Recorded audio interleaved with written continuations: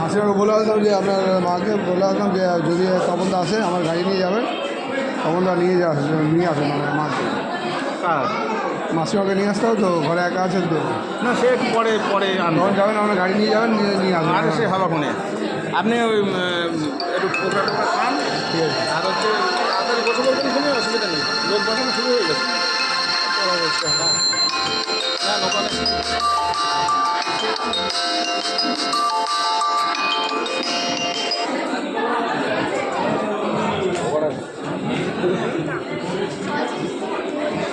আমার মেয়ে চিন্তি করে ও ঠিক ঘরে আবার চলে আসবে ঘুরে ঘুরে।